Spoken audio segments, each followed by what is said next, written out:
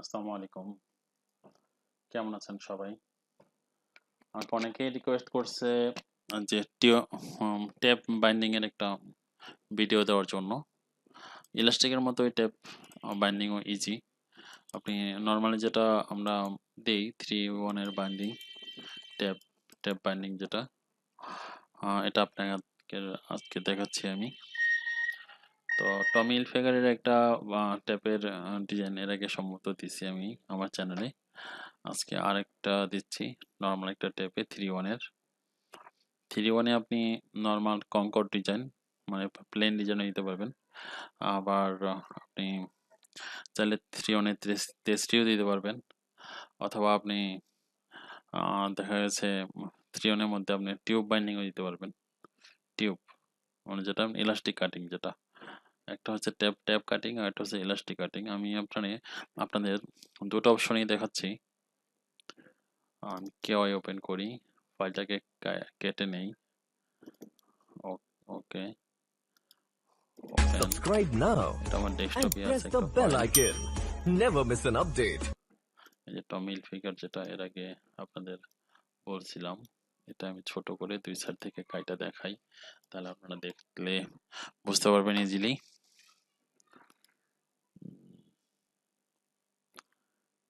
Delete option থেকে আমি কাটবো, সাপোজ 10টা করে কাটি।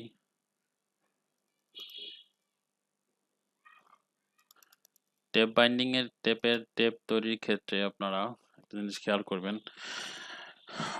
সবচেয়ে ভালো হয় সুতা, বাইরের অরিজিনাল সুতা খুলে কাউন্ট করে যদি করতে পারেন সেক্ষেত্রে ভালো। আর যদি আইডিয়ার উপরে করতে বলে, মাল যদি একটু ঘন হয় সেক্ষেত্রে আপনি সুতা বাড়িয়ে নিতে পারবেন আপনার রিড অনুযায়ী। কত রিডে আপনি ঢুকাবেন, রিড কাউন্ট কিভাবে করে সেটাও আমি আপনাদের একদিন দেখা দেবো, সমস্যা নাই। তবে আপনারা যারা প্র্যাকটিক্যাল কাজ করতেছেন তারা অবশ্য জানেন এটা, মানে এটা বলার কিছু নাই। তারপরেও আমি বলি, এখানে আমার টোটাল 60 সুতা আছে, 60/144। 60-এ আমার 4 দিয়ে 60-এর মধ্যে যায়, সুতরাং আমার পিক মিলবে। আমি পিকটা দেখাই, যেমন 60 ভাগ হলো 4, 4×15=60। হ্যাঁ, এটা আমার পিক মিলবে, মানে মেশিনে পিক মারবে না আর কি। ওকে, এটা আমি সেভ অ্যাজ দিল ও সরি সেভ এজ দিয়ে ডেস্কটপে রাখলাম। ওকে, ওকে, ডেস্কটপে রাখলাম। এবার আমরা চলে যাব শ্যাওলুমে। তো আমরা শ্যাওলুমে ঢুকলাম। শ্যাওলুমে ঢুকে ফাইলটা ওপেন করব। ফাইলটা ওপেন করে ফাইল কোথায় আছে আমাদের, টম টেইলর। Subscribe এই now যে এই সময় and ফাইলটা, press the bell icon. এই যে ছোট্ট Never miss দেখাচ্ছে an ফাইলটা। update. ওকে, হ্যাঁ, এবার দিলাম। এই আমার ফাইলটা আসলো। এবার আমি বাইন্ডিং এ ঢুকবো। এই আমার বাইন্ডিং এ ঢুকে 3-1 এ 2x2 থাকবে, 2 কালার 2 প্যানেল। ওকে, এবার আমি এখানে দেব হলো ফ্ল্যাট।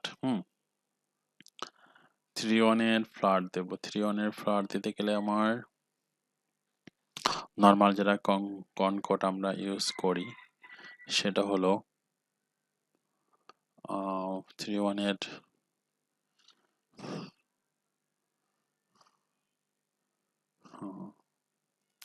টিউব দেই, এই পার্টেও টিউব, আর ব্যাক পার্ট দেব হলো ফ্ল্যাট। এই যে 3-1 এর ফ্ল্যাট, এলো 3-1 এর ফ্ল্যাট। এই হলো আপনার কনকট ডিজাইন, ঠিক আছে। এই দিলাম, দেওয়ার পর এটা হলো আমার ট্যাপ কাটিং। অনেক সময় দেখা যায় লেখাটা একটু স্পষ্ট করার জন্য, সাপোজ দেখাই আপনাদের, যেমন আমি যদি ট্যাপ কাটিং দেই, এই যে এই বাটনটা হলো ট্যাপ কাটিং। এটা চাপ দিলে আমার এই যে ওকে, এখন ওকে দেবো, ওকে দিলে আমার ট্যাপ কাটিং হয়ে যাবে। ট্যাপ কাটিং মানে এই দেখেন লেখাগুলো সব কিন্তু একদম স্পষ্ট আসবে। হ্যাঁ, ঠিক আছে। এখান থেকে এগুলা দেওয়ার পর অনেক সময় দেখা যায় আমাদের বিভিন্ন জায়গায় সুতা ধরে। সেক্ষেত্রে আমাদের ওটা ম্যানুয়াল কাটতে হয়। তবে ট্যাপ কাটিং এ বেশিরভাগ সময়ই ধরে না। না ধরলে এভাবে করা যায়। আর আরেকটা হলো আমাদের ইলাস্টিক কাটিং। ইলাস্টিক কাটিং এর ক্ষেত্রে আমরা সেম ভাবে এই যে টিউব 3 অনের টিউব আর এই হলো ফ্ল্যাট 3 অনের ফ্ল্যাট ওকে দেওয়ার পর দেখেন লেখাটা যেভাবে আছে ঠিক সেভাবেই থাকবে, বাট এই যে ফোঁটাগুলো আছে দেখা যাচ্ছে এই ফোঁটাগুলা দেখা যাচ্ছে আপনার ইলাস্টিক কাটিং এর সময় এগুলা কিছু রিমুভ হবে, আবার কিছু রিমুভ না হলে এগুলো ম্যানুয়াল কাটিং করে আপনাদের ঠিক করতে হবে। না হলে দেখা যায় লেখার মধ্যে অনেক জায়গায় ফোঁটা ধরবে, মানে লেখা সুতায় ধরবে আর কি কালার। আমি দেই অটো কাটিং, এই যে আমি অটো কাটিং দিলাম। এটা হলো এটার নাম হলো রোমিও জুলিয়েট বাউন্ডারি। তো এটাই ক্লিক ওকে দিলাম। এই দেখেন, তো আমার অনেক জায়গায় আমি চেক করি কোথায় কোথায় সুতা ধরছে।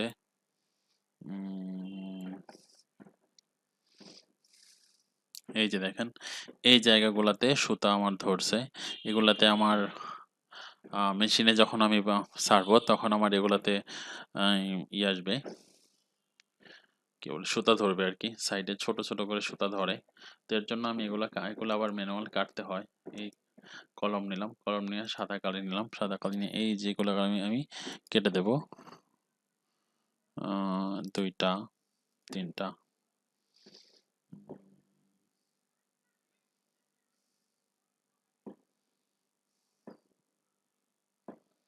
আপাতত এখানে একটা আছে।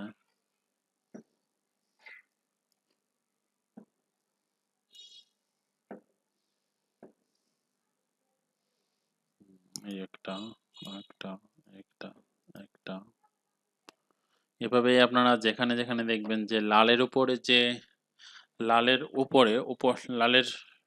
সাথে সাথে মানে এরকম থাকলে সমস্যা নয়, যে লালের উপরে যদি নীল থাকে বা কোনো সুতা থাকে সেটা আপনার মেশিনে ধরবে। যেমন এই জিনিসটা কিন্তু আমার মেশিনে ধরবে, বাট এটা কিন্তু ধরবে না। এটা কিন্তু সুতায় ধরবে না, এটা সুতায় ধরবে। এর জন্য এটা কেটে দিবেন। আরো দু একটা ফাইল দেখি আর কোথাও আছে কিনা।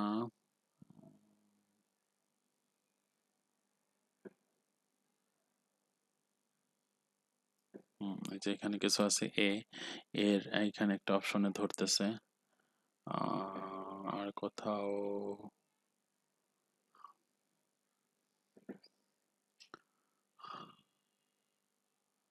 কোথাও চোখে পড়তেছে না। তারপরে মেশিনে লোড দেওয়ার পর তারপর এই যে একটা আছে, এখানে একটা আছে।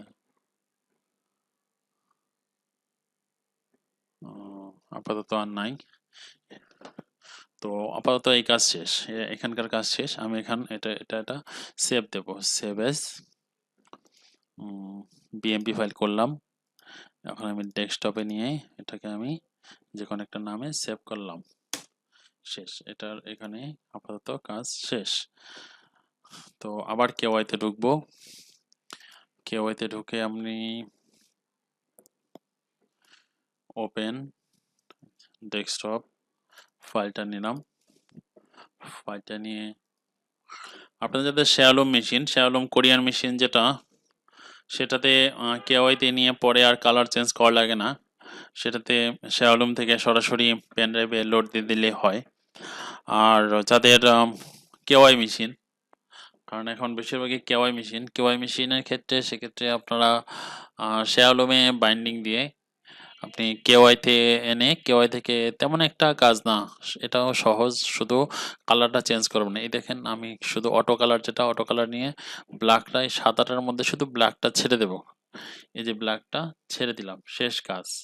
তারপরে পাঞ্চে ঢুকবেন, পাঞ্চ প্যারামিটারে ঢুকবেন।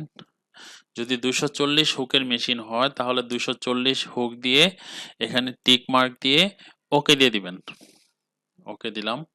আর যদি 384 হয় বা 420 হয় সেক্ষেত্রে আপনি ওইখানে 420 হুক দিবেন বা 384 হুক দিবেন। নরমালি 384 আর 240ই অ্যাভেলেবেল। তাহলে আমি আপাতত 240 দিয়ে আপনাদের দেখাই। জাস্ট এটা তো একটা ধারণা। তারপর আমার আবার পাঞ্চে ঢুকবো। পাঞ্চে ঢুকে এই যে এখানে সিএস, এখানে সেভ। সেভ আমার এটা পেন ড্রাইভে ঢুকবে। হ্যাঁ, সাপোজ আমার পেন ড্রাইভ কোথায় আছে? সাপোজ ধরলাম আমার Subscribe ডেস্কটপে পেন now ড্রাইভ অথবা আমার and পেন ড্রাইভে press the ঢুকিয়ে আমি bell icon. এই যে সুজন Never miss an টিক্স update. পেন ড্রাইভে ঢুকলাম। এখানে একটা নাম দিলাম টম, TOM, টম 99। হ্যাঁ, ওকে। এখন আমি সেম জিনিসটাই যে আমি আহ, আমার মেশিনে লোড দিব। লোড দিলে তারপর দেখতে পারবেন আপনি কেমন কি বের হয়। এখান থেকে আপনি তারপর যদি আর কোনো প্রবলেম থাকে, দেখা যাচ্ছে অনেক লেখাগুলা ধরবে না আপনার, এগুলা ধরবে। এই যে এখানে যদি একটু আপ ডাউন করা লাগে, মানে ডান বাম করা লাগে, সেক্ষেত্রে একটু ডান বাম করে দিবেন। অনেক সময় লেখা দেখা যায় একটু মোটা হয়ে যায়, একটু চিকন হয়ে যায়, সেক্ষেত্রে দেখা যায় আপনার কেওয়াইটি নিয়ে এটা কেটে, কেওয়াইটি নিয়ে এটা কেটে একটু ডান বামে একটু আগে আগে পিছিয়ে দিলেই আপনার লেখাটা সম্পূর্ণ ক্লিয়ার আসবে। তো আসসালামু আলাইকুম, আজকে এ পর্যন্তই। আপনাদের সমস্যা থাকলে বলবেন, যে কোনো রিকোয়েস্ট থাকলে বলবেন, আমি চেষ্টা করব রিকোয়েস্ট, আপনাদের রিকোয়েস্ট অনুযায়ী ভিডিও বা পাবলিশ করার জন্য। তো আমাদের চ্যানেলটি বেশি বেশি শেয়ার করে দিবেন আপনাদের বন্ধুদের সাথে যারা ডিজাইনের কাজ শিখতে চায় হাতে খড়ি। আস্তে আস্তে একটা পর্যায়ে আপনার চর্চা করতে করতে আপনি একসময় এক্সপার্ট হয়ে যাবেন। তো সবাই ভালো থাকবেন, সুস্থ থাকবেন। আসসালামু আলাইকুম।